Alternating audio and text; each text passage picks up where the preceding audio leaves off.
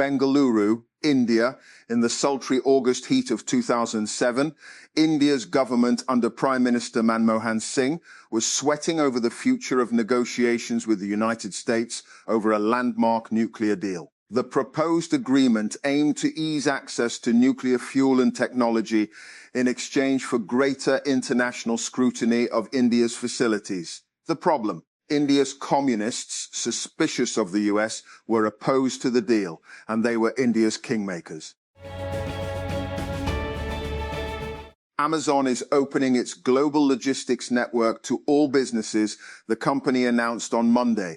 The new service, called Amazon Supply Chain Services, pits the e-commerce giant directly against UPS and FedEx. The service opens Amazon's freight, distribution, fulfillment, and parcel shipping capabilities to businesses of all types and sizes.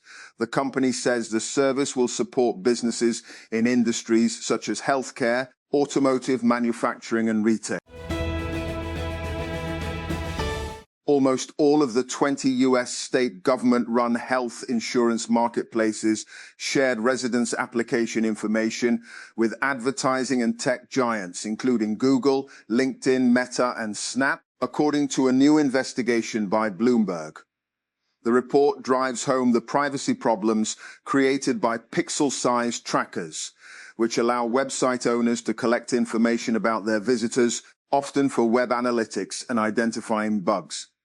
A common tool in digital advertising, these trackers also allow the collection of personal information if misconfigured and placed on websites that contain sensitive content, such as healthcare data. The Pakistan Cricket Board, PCB, on Monday revealed the Team of the Year for the 11th HBL Pakistan Super League edition, with Peshawar Zalmi captain Babar Azam leading the side after finishing as the highest run-getter for the season, said a press release issued by the board. The 11th HBL PSL season culminated on Sunday with Peshawar Zalmi lifting the title for the second time since 2017 after beating tournament debutants Hyderabad Kingsmen by 5 wickets in Lahore. And Islamabad. Senate Deputy Chairman Syed Al-Khan Nasser on Monday took notice of security lapses and poor facilities at the Parliament lodges, summoning the Capital Development Authority, CDA, and security officials and ordering a comprehensive report within 3 days. Parliament lodges house members of the National Assembly and Senate in the capital. Security and maintenance issues have been a recurring issue at the lodges.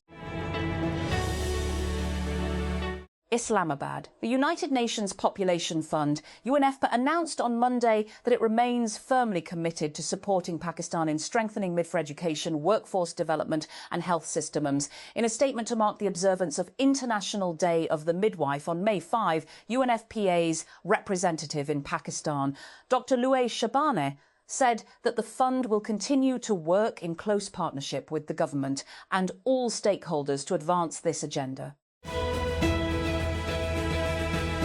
And Tehran, Iran, Iranian media say a United States warship trying to transit the Strait of Hormuz has been hit with 2 missiles after ignoring warnings. The unnamed warship had to withdraw from near the Iranian port of Jask on Monday and flee, according to the Fars news agency, which is affiliated with the Islamic Revolutionary Guard Corps, IRGC. Who Arsenal versus Atletico Madrid? What Champions League semi-final? Second leg where? Emirates Stadium, London. When? Tuesday at 8 p.m. 19 GMT. How to follow? We'll have all the build-up on Al Jazeera Sport from 16 GMT in advance of our live text commentary stream. Arsenal host Atletico in London in the Champions League semi-finals, with the tie evenly poised at 1-1 after a first leg dominated by penalty decisions in the Spanish capital. 3 people who were on board a Netherlands-based cruise ship in the Atlantic have died during a suspected outbreak of the hantavirus, authorities say. The virus is a rare infection transmitted to humans by rodents.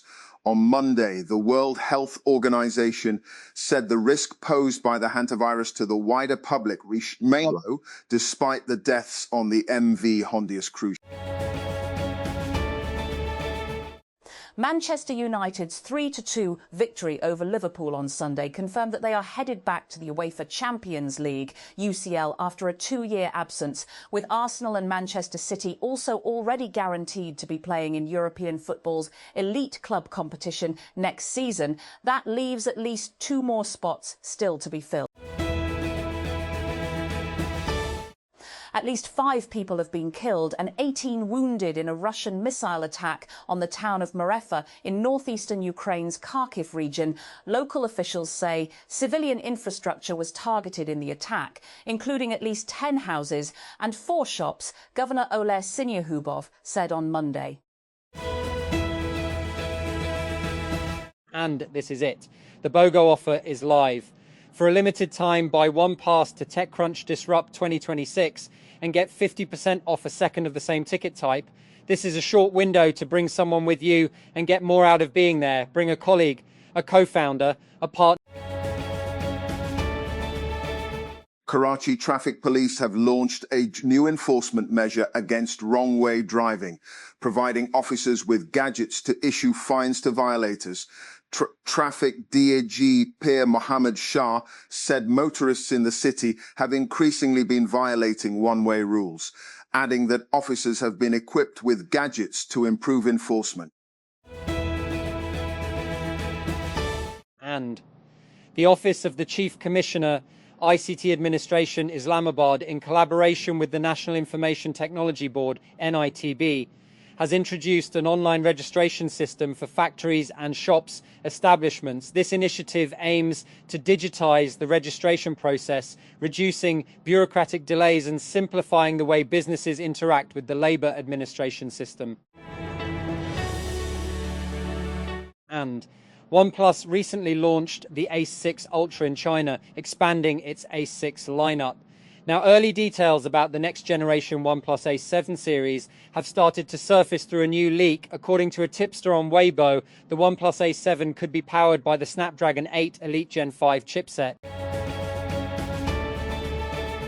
The Competition Commission of Pakistan, CCP, has approved the proposed acquisition of shareholding in Rafan Maize Products Company Limited by a consortium of acquirers comprising entities of the Nishat Group and associated individuals, following a phase I review conducted under Section 11 of the Competition Act 2010. The transaction involves the acquisition of shares in Rafan Maize Products Company Limited from Ingredion Incorporated, the majority seller, and other individual shareholders.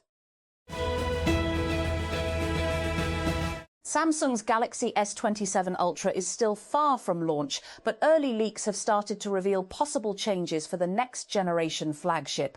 A recent report pointed to a redesigned rear camera module, and a new leak now claims Samsung is testing a new primary camera sensor for the device. And DoorDash on Monday added new AI-powered tools that let merchants speed up onboarding, edit photos to make dishes look better, and create websites based on their app listings. And the onboarding tool works similarly to the one Amazon launched in 2024. Merchants can point the tool to their website, from which it will automatically fetch information such as photos, store hours, and menu items to create a listing on the app. Merchants can review and edit all of this information before publishing the listing. Refrigerators today run on the same basic technology as they did more than 100 years ago. You'd think we could have come up with something better by now, and we have, but nothing has been able to dethrone cheap, reliable vapor compression, the process that's keeping your milk cold today. One startup hopes to change that. Health authorities are investigating a suspected hantavirus outbreak aboard the cruise vessel MV Hondius after 3 passengers died during the voyage from Argentina to Cape Verde. According to the World Health Organization, 1 case has been confirmed so far, while 5 others remain under investigation. Laboratory testing is underway to identify any additional infections and determine the source of the outbreak. Karachi traders have called on the government to ease restrictions or extend business hours as a severe heatwave continues to impact the city. Rizwan Irfan, president of the Karachi Electronics Dealers Association, urged Prime Minister Shehbaz Sharif and Sindh Chief Minister Murad Ali Shah to take immediate action. The Pakistan Hockey Federation, PHF, has officially announced the trial schedule for both its under-18 and senior national teams as part of preparations for upcoming international competitions, including the U18 Asia Cup and the FIH Pro League. According to a press release from the PHF media cell, the decision was made after detailed consultations among the Federation's Professional Development Committee, National Selection Committee and team head coaches. The final plan was approved by the PHF president. A surge of phishing campaigns offering free verification badges is targeting users across social media platforms. According to security researchers, these scams exploit the demand for verified blue tick badges, which are often seen as a sign of credibility and authority. And the Islamabad administration has enforced a strict one-dish policy, warning that a second violation will lead to sealing of marriage halls and arrests, along with legal action and fines. According to the spokesman of the ICT administration, the authority has stepped up enforcement of the one-dish policy at wedding venues. Italian prosecutors have opened an unlawful detention investigation following a raid by Israeli forces on a Gaza-bound aid flotilla. Italian media reported on Monday the probe was opened following complaints received over the detention last week of Spanish citizen Saif Abu Keshek and Brazilian Tiago Avila, who were on an Italian-flagged vessel. Islamabad. The Human Rights Commission of Pakistan's HRCP on Monday launched its annual report for 2025, observing a severe contraction of civic space, the erosion of judicial independence and deepening insecurity over the past year. The report, titled State of Human Rights in 2025, was launched in Islamabad with HRCP chairperson Asad Iqbal Butt, former chairperson Hina Gilani, co-chair Munizai Jahangir, vice-chair Nazreen Azhar and Secretary-General Haris Khaliq present. The daughter of a Bondi Beach attack victim has described how, since the shooting, she has received messages saying she too should have been killed. Shaina Gutnick was the first witness appearing before Australia's Royal Commission into Anti-Semitism, set up in the wake of a shooting at a Hanukkah event in December, in which 15 people were killed. European leaders are descending on Armenia for two unprecedented summits in a country long considered Russia's closest ally in the South Caucasus. The symbolism for this country of fewer than 3 million people is hard to overstate. Armenia is a member of Russian President Vladimir Putin's Eurasian Economic Union, and Moscow hosts a military base on Armenian soil. Cheap, mass-produced one-way drones have played a major role in the conflict between the United States, Israel, and Iran since the first attacks on Tehran on February 28. As Iran uses these drones to target energy facilities, air bases, and other strategic sites across the Gulf and Israel, the US and Israel use expensive interceptor missiles for defense. To counter the drone threat, Gulf states and their US partners have turned to Ukrainian-made anti-drone technology, battle-tested against Russian drone attacks.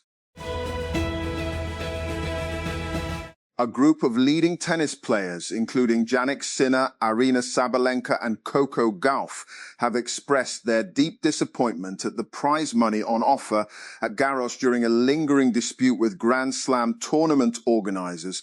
The clay court Grand Slam event starts on May 24 in Paris. The players said they have other demands that have not been addressed by officials, including better representation, healthcare and pensions.